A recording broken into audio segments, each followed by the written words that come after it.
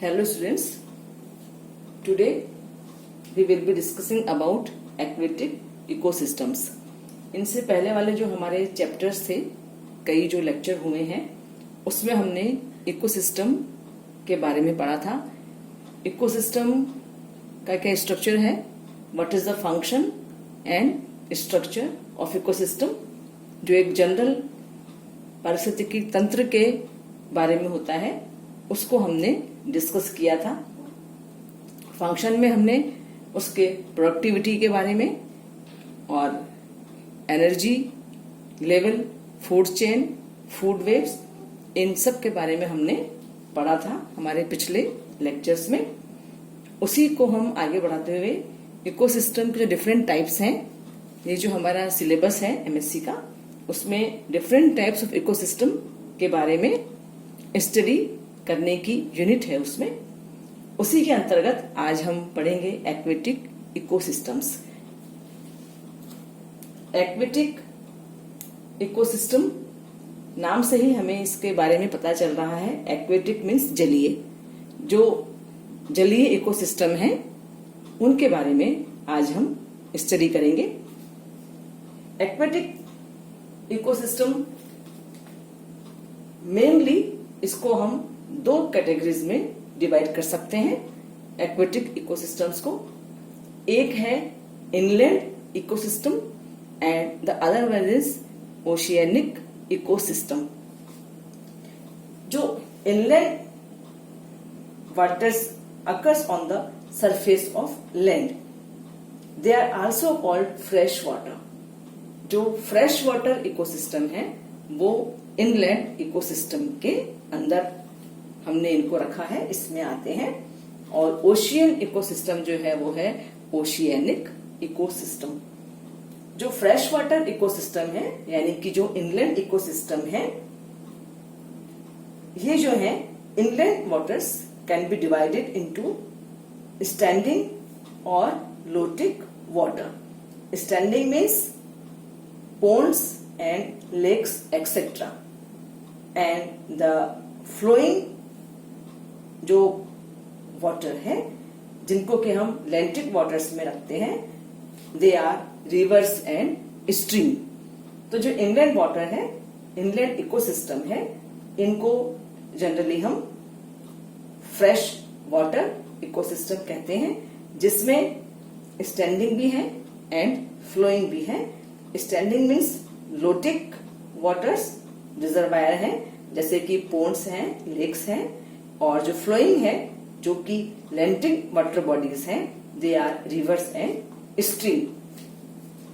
अब जब हम बात करते हैं एक्वेटिक इकोसिस्टम की, तो जो एक्वेटिक इकोसिस्टम है, इनमें जो ऑर्गेनिज्म हमें मिलते हैं, वो जो ऑर्गेनिज्म हमें एक्वेटिक इकोसिस्टम में मिलते हैं, इन ऑर्गेनिज्म को हम मेनली 5 कैटेगरीज में डिवाइड कर सकते हैं. Plankton, neuston, nekton, periphyton and benthos. Plankton means small passively drifting surface organisms which comprise microscopic plants, यानी कि फाइटोप्लैंक्टन. जो फाइटोप्लैंक्टन प्लांट्स हैं उनको हम प्लैंक्टन में रखते हैं. एंड एनिमल्स इसमें आते हैं जू प्लैंक्टन. इसी तरह है neuston. Neuston means large organism found floating और swimming on the surface of water. Mainly they are of 2 types. Epineuston living on water surface, जो वाटर सरफेस पर पाए जाते हैं उनको एपिन्यूस्टन कहते हैं. और दूसरा है इसमें hyponeuston. Hyponeuston hanging from water surface, that is mosquito larvae etcetera. तो जो न्यूस्टन है, they can be divided into 2 categories, epineuston and hyponeuston. And the next is nekton. Nekton means organism actively swimming inside water. They are called nectar organisms. Periphyton. Periphyton, the organisms occurring attach to the submerged vegetation above the bottom. Bottom के ऊपर से submerged vegetation से जो attached होते हैं उनको हम पेरिफाइटन organism के नाम से जानते हैं। और इसी में एक है benthos organism confined to the bottom, जो कि बॉटम से अटैच्ड होते हैं उनको हम बेंथोस ऑर्गेनिजम्स कहते हैं। तो इस तरह से जो एक्वेटिक इकोसिस्टम है, जो वाटर रिजर्वायर है, वहां पर हम 5 तरह के इसमें जो ऑर्गेनिज्म है उनको कैटेगराइज कर सकते हैं: plankton, neuston, nekton, periphyton and benthos. इसमें जो आज इकोसिस्टम फ्रेश वाटर इकोसिस्टम है, इनलैंड इकोसिस्टम है, उसमें आज हम लेक इकोसिस्टम के बारे में स्टडी करेंगे। जो लेक इकोसिस्टम है, lakes are large water bodies. Deep lakes show both thermal and photic zonation, जो हमें यहाँ पर दिखाई दे रहा है, दोनों को ही ये शो करता है। Like ocean, the banks of the lakes constitute the littoral area. Littoral area and the depth to which light penetrates upon the compensation point is known as photic or limnatic zone, and the deeper parts where light is below compensation point is termed as profundal or aphotic zone. तो यहाँ पर हम इसको 3 Jones में easily divide कर सकते हैं: littoral zone, limnetic zone and profundal zone. इसी तरह से थर्मल जोनेशन जो है, थर्मल स्ट्रेटिफिकेशन है, थर्मल जोनेशन है, जो कि डीप लेक्स में पाया जाता है। उनमें भी 3 temperature strata are found in deep lake: epilimnion, metalimnion and hypolimnion. Epilineal means is the upper stratum of water which is exposed to the solar radiation. It is warm during the summer and comparatively cooler during the winter. Water keeps on circulating. Hypolimnian, जो last one है हाइपोलिम्नियन, हाइपोलिम्नियन is the basal stratum, जैसा कि हमें इस diagram में भी दिखाई दे रहा है। Basal stratum where water is always cool, it does not circulate. And the metalimnian is the transition zone between epilimnian and hypolimnian. Transition zone है इसका, where temperature changes occur. The maximum temperature change occur in the middle part of the metalimnian called thermocline. Metalimnian का ही एक भाग है thermocline. In temperate lakes, surface layers of water begin to cool off during autumn. As a result, temperature of the different strata becomes almost same. It causes mixing of water and helps provide oxygen to deeper layer. In winter, temperature of epilimnion drops off and circulation stops. However, in spring, the temperature rises again, causing another circulation.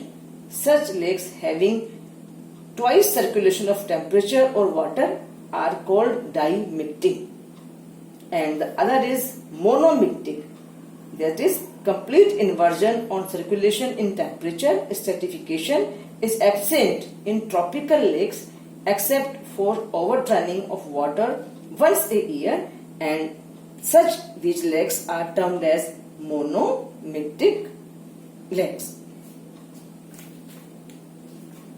इसी को आगे बढ़ाते हुए अभी हमने ये देखा कि जो लेक इकोसिस्टम है, इसके जो जोन है, थर्मल जोन भी हमने देखे, स्ट्रेटिफिकेशन जोन जो है हमने इसके टेम्परेचर जोन देखे। इसके बाद हम इस पे बात करते हैं इनमें मिलने वाले ऑर्गेनिज्म की, चाहे वो प्रोड्यूसर्स हों या वो कंज्यूमर्स हों। इसमें जो यूट्रॉफिक लेक है, 2 टाइप की लेक्स को हम इसमें आराम से हम इजीली इसकी स्टडी कर सकते हैं। एक है ओलिगोट्रॉफिक एंड द यूट्रॉफिक। ये जो क्लासिफिकेशन है इनका ओलिगोट्रॉफिक एंड यूट्रॉफिक, ये प्रोडक्टिविटी के ऊपर डिपेंड करता है।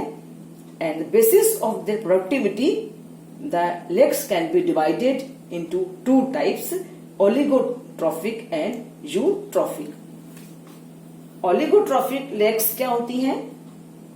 दे are very little plant and animal life, जिसका कि जो सांभर लेक है राजस्थान में वो इसका बेस्ट एग्जाम्पल है। इसमें मोस्टली जो प्रोड्यूसर्स हैं वो कुछ ही ब्लू ग्रीन एल्गी हैं। It has a high salt content which makes it unfit for the growth of fresh water plants. इसलिए यहाँ पर जो है कुछ ही ब्लू ग्रीन एल्गा हमें मिलते हैं, जैसा कि एनाबिनोप्सिस एंड स्पाइरुलिना एक्सेट्रा। और एनिमल्स की हम बात करें, एमएक्स animals, brine shrimp, artemia species and brine flies are common animals which are found in oligotrophic lake. Eutrophic lakes are comparatively shallower. इसका जो एग्जाम्पल है वो है डल लेक ऑफ श्रीनगर, ये इसका बेस्ट एग्जाम्पल है। ये जो यूट्रॉफिक लेक की हम बात कर रहे हैं, इन जो लेक है इन लेक में मोस्टली एम्फीबियन प्लांट्स हैं वो इसमें पाए जाते हैं। And examples are Typha, Cyperus, Eleocharis, Sagittaria etcetera.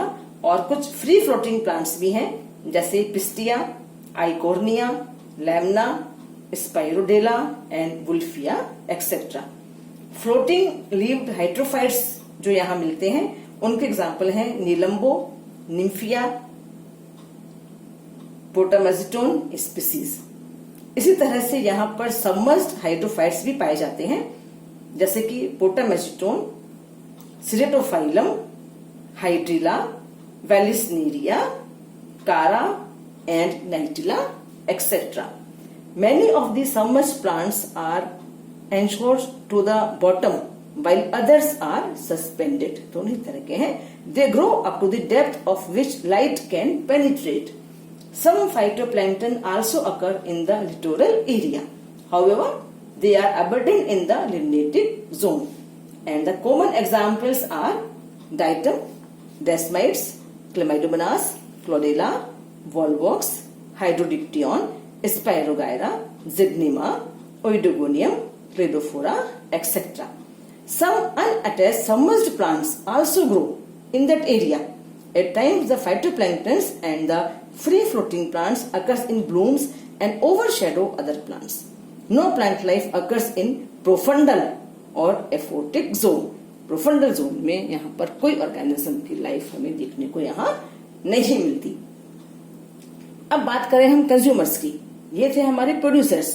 Consumers की हम बात करें, the consumers of the littoral area are of several types.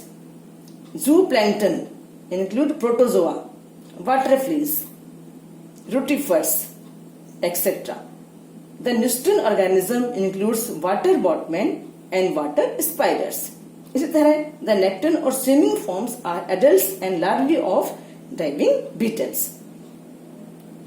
The benthos are crabs, prawns, isopods, nymph of several arthropods, mussels, clams, annelids, snails, etc. Fishes occur throughout the area. इसी तरह से the limnatic consumers are zooplankton, but their species are often different from those of littoral area.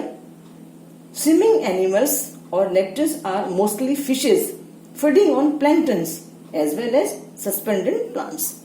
In the profundal area are found bacteria, fungi, bloodworms, annelids and some clams. जो profundal zone है वहां पर bacteria and fungi etcetera भी पाए जाते हैं।